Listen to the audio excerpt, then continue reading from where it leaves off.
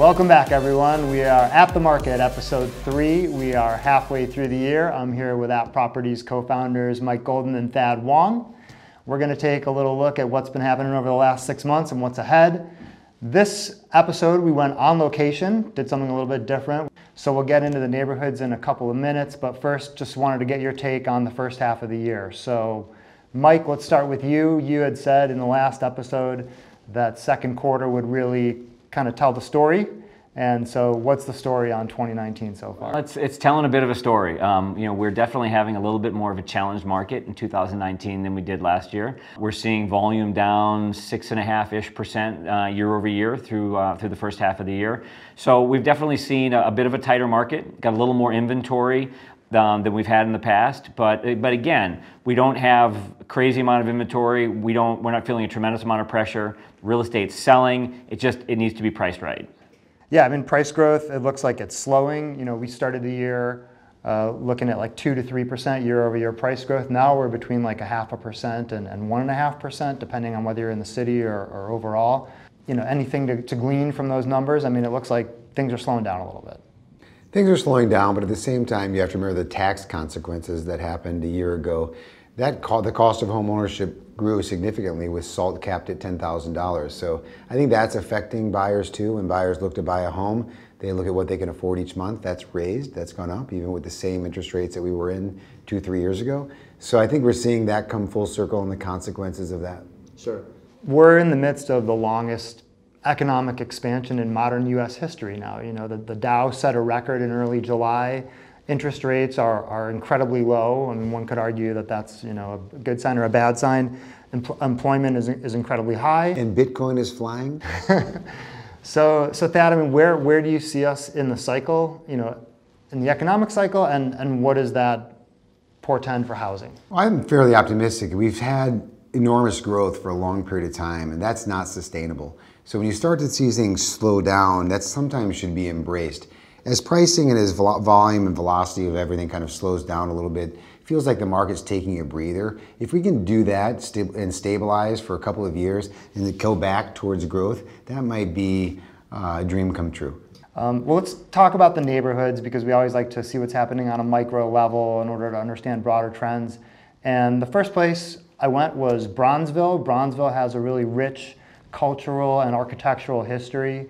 And I met Rick Sobin there. Rick is the managing broker. He took me around and he talked about two really notable trends. One is rehab of vintage properties, and the other one is the new construction boom that's really reshaping the neighborhood.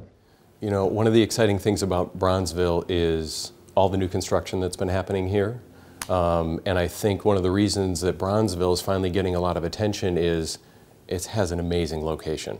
It's really a prime space for new construction and sort of revitalization, redevelopment. We're in a new home right now. We look across the street and there's new homes and construction really all around us. So talk a little bit more about the new construction phenomenon in Bronzeville.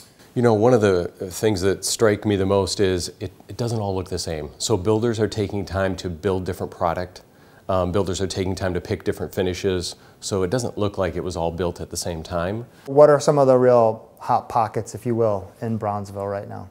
The Gap, obviously, from 31st to 35th, from King Drive to Indiana.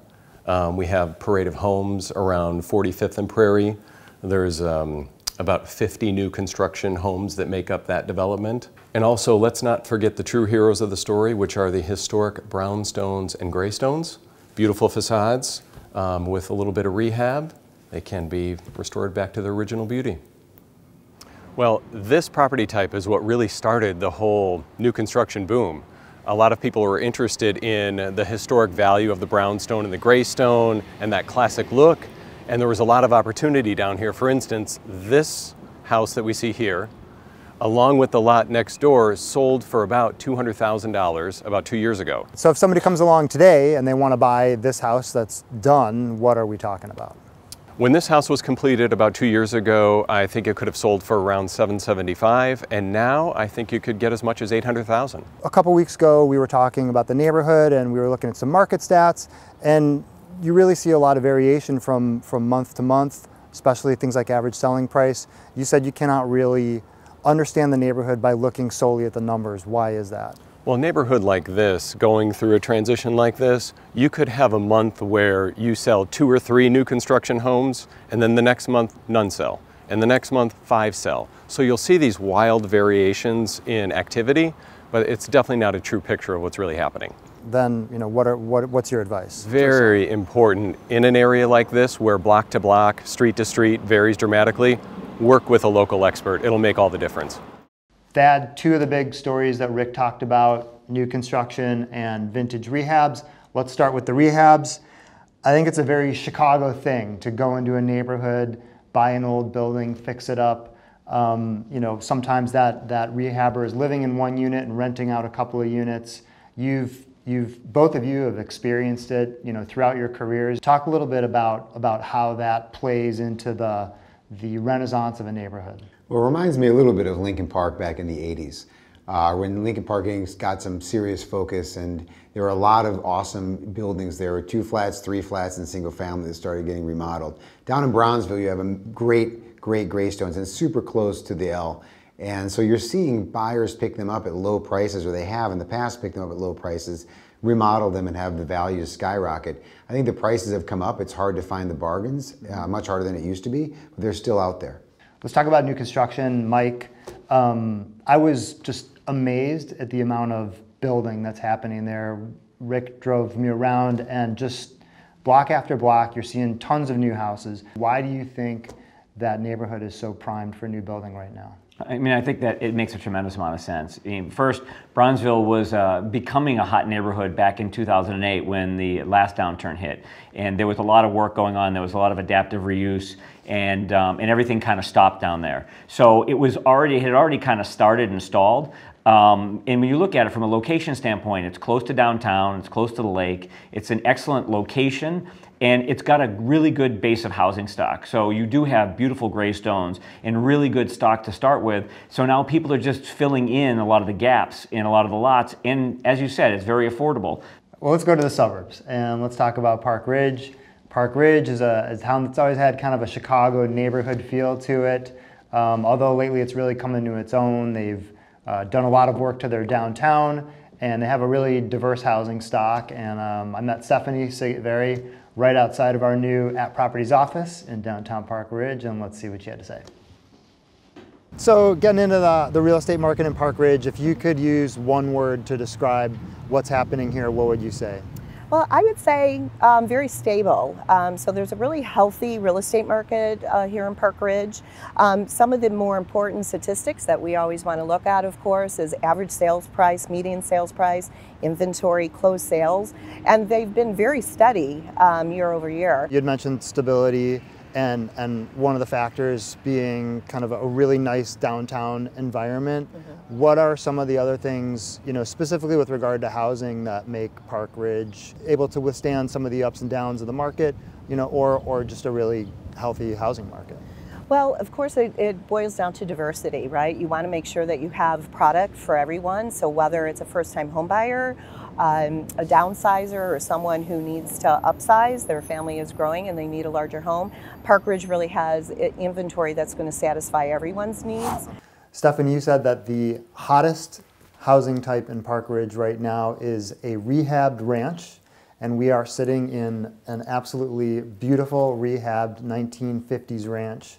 Why is this product type so popular right now? So we understand that there's a huge opportunity for people who want to downsize from their current large homes where maybe they raise their family, but yet they're not ready for condo living. So a great alternative for them is to go ahead and purchase a ranch that needs some updating, and that way they can really personalize it to their own taste, totally updated, and they have that single level living that they really desire. One of the things that we've talked about in some of the past market reports is buyers having I guess buyers and sellers, but buyers having the courage to approach a rehab. Right. In this case, it's a professional architect, so right. Obviously they're used to it, but if buyers can walk into an older home and have some vision, or maybe their broker has some vision, then their options really open up. I think this is a great example. Oh, this is a perfect example of that. And again, I can't agree with you more about sometimes buyers don't have the vision to do it, and that is a great role or a service that a realtor can provide. Their client is just showing them examples of what can what can be done with the house to turn it into their dream home. And we're seeing it actually more and more, but I think it's a trend. It's a trend that's here to stay. And again, the agent's going to play an integral part in making sure that their clients can see that vision. Stephanie talked about stability and attributed a lot of that to the diversity of housing, product and price. Why does that matter? You aren't just hitting the luxury market. Like there are some suburbs on the North Shore that are basically, strictly speaking, luxury market. So if that area takes a hit, then that suburb can suffer a little bit more. Park Ridge is nice because it has incredible amount of diversity. You have very, very entry-level condos, and you have some beautiful, maybe mansions in Park Ridge as well. So you've got a wide swath of housing to appeal to a variety of different people and a variety of different incomes. And it's a really great suburb because it's close to downtown. It has a great downtown area, very, very quaint, older downtown. And it's just, I think it's got a big resurgence right now, partially because it's a good value. It's fun too because you can buy an entry-level ranch there, start a family, move up, build a home or have a larger home, and then as your family leaves and starts their own families, you can stay in the community and move back down to a ranch. So because they have such a great variety, you can actually stay in the community for your entire life, and they have every housing stock to support you. Let's talk about the rehabs, because that is something that we've talked about a lot throughout this year. And Stephanie said it's a trend that's here to stay. Why is that? Well, I think people are trying to create value for themselves, and while everyone would love turnkey, particularly in the kind of moderate price range, there's an opportunity to go in, do some work, do a little bit of rehab, and create some long-term value, and also have it the way that you want it. Great values. I mean, the disparity between resale and new construction has never been wider. So if you're really looking to, generate equity in your home, it's the only opportunity in many cases you're going to be able to do that, is buying an aged property, cleaning it up, making it beautiful, making it modern, and you can still then own that gap that you create, that equity you create by doing the work. In Park Ridge, we saw a stable market anchored by a thriving downtown, and it's a similar story in Evanston. To get the inside scoop, I met Don Shea. Evanston has been a success story in real estate this year and the last couple of years, really. We've been able to maintain the market. The whole community has been able to maintain the market. We're seeing that affordability is still very much a story here. We are still attracting buyers from all over, especially from the city.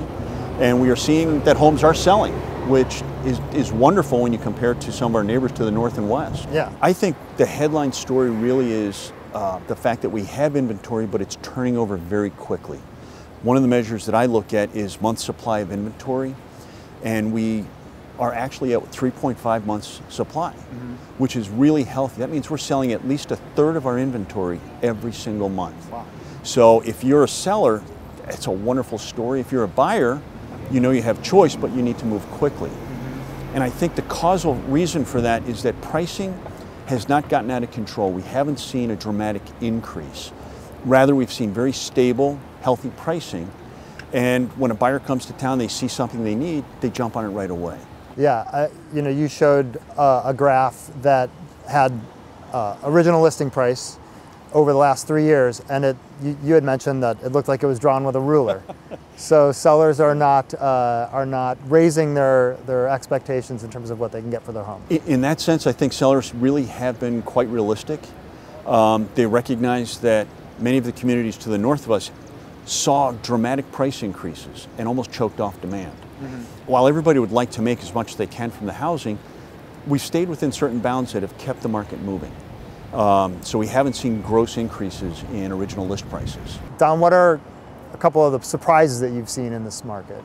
Right behind you we have Sherman Plaza, and one of our agents was actually able to sell 2 different units at record prices there in relatively quick fashion. I mean, it's 14 days.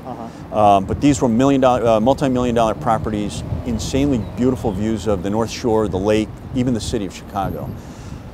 The surprise to me was that there were buyers that ready to actually make the offer and follow through on the purchase. And it happened.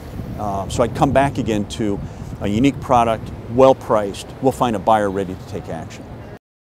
Two really key stats that I took away from Don's segment was, one, that market is turning over every 3.5 months. I thought that was pretty interesting. And two, sellers have not really raised their expectation, or at least we're not seeing the original list price of homes move too much year to year. Sellers have kind of, I guess, leveled their expectations maybe. I don't know. What do you guys think, Mike? Well, you know, Evanston's an interesting market. It's relatively insular in that it's people that want to move to Evanston want to move to Evanston, where someone may want to move to the North Shore and they'll look at 3 or 4 different towns. But when someone wants to move into Evanston, they want to be in that area. So it's sort of a very specific marketplace.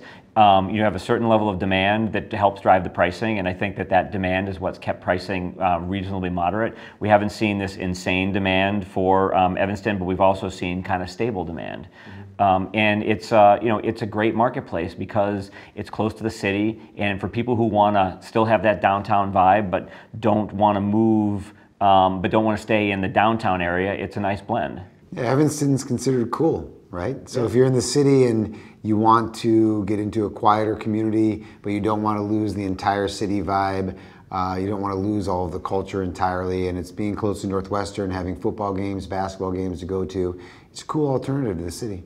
Were you surprised about the the high-end condos selling at Sherman Plaza? Don had mentioned a couple penthouses going at $1 million plus really quickly. It seems like that market is alive and well there. Is that a surprise to you? Remember, there's a lot of big single-family homes in Evanston. A lot of families have been there a long time and love the community. And so those empty nesters still want large open space, and when it becomes available, especially high up in the sky with great views, it gets gobbled up. Like one-of-a-kind homes, or I guess homes that check all the boxes are getting snapped up quickly.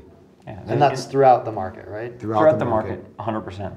So 6 months through the year, what are your takeaways for the second half, or your big keys for the second half? So we're going into the summer now. Obviously, weather is finally broken, and it's feeling pretty good out there. I think buyers should know that it's a good time to buy. It's a great time to buy. There's less showings typically during the summer months, so sellers are a little more motivated, and there are some great deals on the marketplace. And as we all know, interest rates have come back down, so it's a great time to lock in at a great interest rate and at a really good value in the market. And we have more inventory now too. We do. We've definitely seen an uptick in inventory over the last 6 months, which is giving buyers more choice and allowing them to be a little more aggressive. I think summer is always a good time for a reset. The market slows down a little bit. Traffic in your home slows down a little bit. Allows you to look at your photography, allows you to look at your staging and your pricing to put you in a great place to get sold this fall market.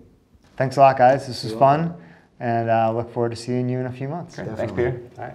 Well, that's our mid-year wrap-up. We'll see you next quarter at the market.